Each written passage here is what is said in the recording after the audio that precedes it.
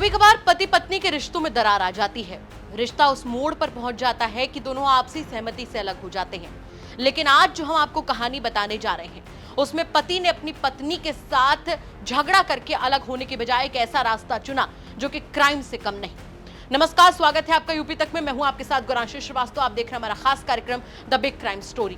The big crime story में कहानी आज उत्तर प्रदेश के बिजनौर की, जहां पर एक पति को अपनी पत्नी का साथ अखड़ने लगा।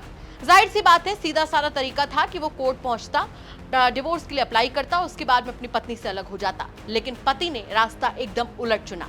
उसने अपनी पत्नी के पागल होने का सर्टिफिकेट बनवा दिया। जी हाँ, ठीक सुना आपने। बिजनौर में अपनी पत्नी से अलग होने के लिए एक पति ने उसका पागल होने का सर्टिफिकेट बनवा दिया। ये बात जब पत्नी के मायके वालों को पता चली तो वो बेफर पड़े। वो अस्पताल पहुंचे और अब वो अस्पताल के चक्कर लगा रहे हैं।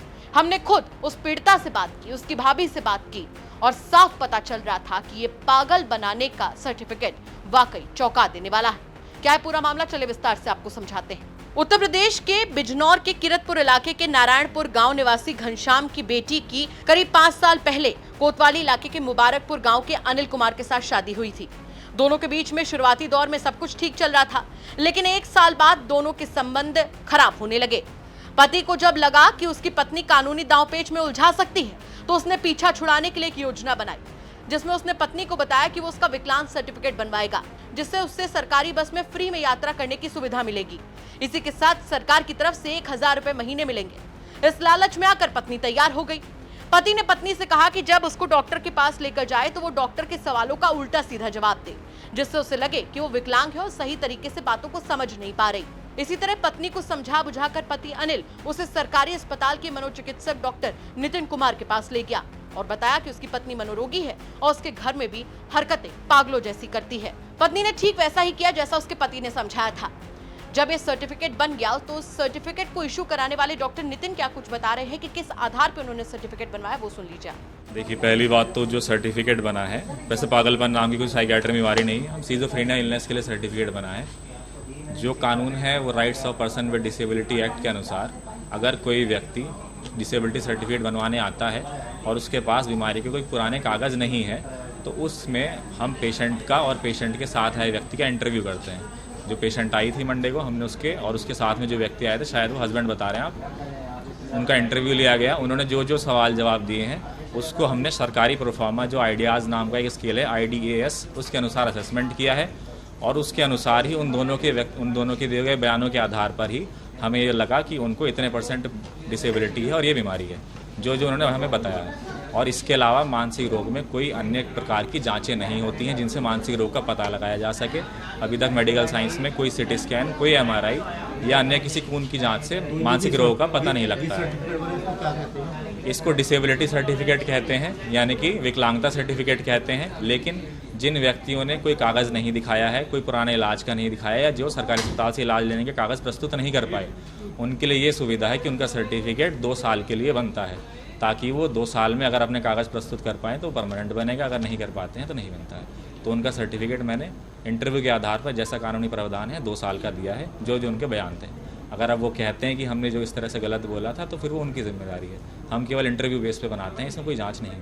भैया, हम आपको सीधे पीड़िता को ही सुनवा देते हैं, जिसे पागल करार देने के लिए उसके पति ने सर्टिफिकेट बनवाया है। ये बात है, मुझे उस दिन झूठ बोल के लाए थे। अनु, तुझे कुछ नहीं बोलना, अगर तू बोलेगी तो तुझे घर जाकर मैं खूब मारूंगा। कौन लाया था?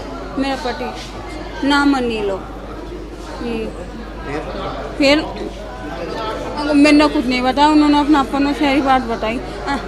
ऐसे पागल हो, कहीं निकल जा रहा है, सब हो दिमाग को। फिर क्या हुआ?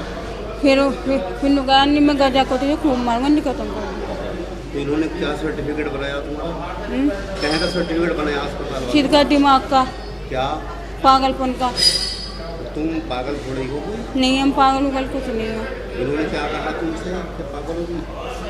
मैं ऐसे कुछ नहीं पूछा था। इन्होंने क्या कहा डॉक्टर ने? इन्होंने कहा तुम पागल में, मैंने कहा पागल नहीं हूँ। अब क्या कह रहे हैं? अब तुम आई हुई? अब ये कह रहे हो ऐसे बनवा कर लाओ, जैसे कह रही हो। पीड़िता के मायके वालों को सबसे पहले बात पता चली, जिसके बाद में वो अब अस्पतालों के चक्कर लगाने के लिए मजबूर हैं। पीड़िता की भाभी ने क्या कुछ बयान दिया वो भी सुनिए आप। ये मेरी नंद है, मैं इसकी भाभी हूँ। ये कल इसका हस्बैंड लेके आए इसे दोपहर में और ला के बस बैग रखकर चले गए। ये फिर आकर बैठ गई। इसने बोला कि भाभी मेरा एक कार्ड बनवाया। मैंने कहा किस चीज़ का कार्ड? कि मेरे पति ने ये बोला है कि इस कार्ड से तेरा बस में किराया फ्री होगा और 1000 रुपये महीने के आएंगे। मैंने कहा ऐसा तो कोई कार्ड नहीं होता कि 1000 रुपये महीने के आएंगे। कि ना उन्होंने बनवाया। मैंने कहा क्या का बोला था? कि उन्होंने मुझसे बोला था कि ये पागल है, इसका दिमाग है ही नहीं, कहीं भी चली जाती है, किसी भी टाइम चली जाती है।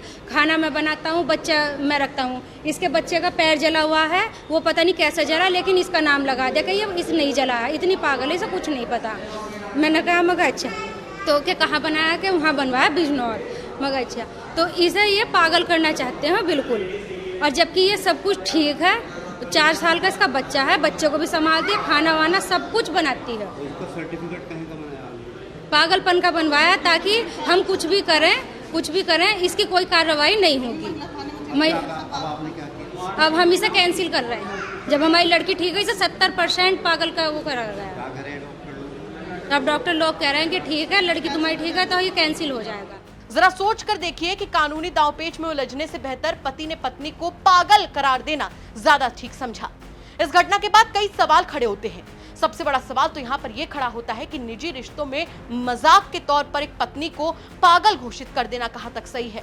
और उससे बड़ा सवाल यहाँ पर यह खड़ा होता है कि क्या ये क्राइम की श्रेणी में नहीं आता कि आप एक अच्छे खासे इंसान को पागल घोषित कर दे सिर्फ और सिर्फ इसलिए क्योंकि आपको साथ में नहीं रहना है। इन तमाम सवालों के साथ आपको छोड़कर जा रहे हैं। साथ ही आपसे भी कहना चाहेंगे कि अगर आपके आसपास के इलाके में कोई ऐसी बड़ी घटना होती है जो कि क्राइम की एक बड़ी खबर बन सकती है तो हमें कमेंट करके जरूर बताइएगा। हम उसकी तह तक जाएंगे, उसके बाद में उसे खबर के तौर पर आप तक जरूर पहुंचाएंगे। नमस्कार।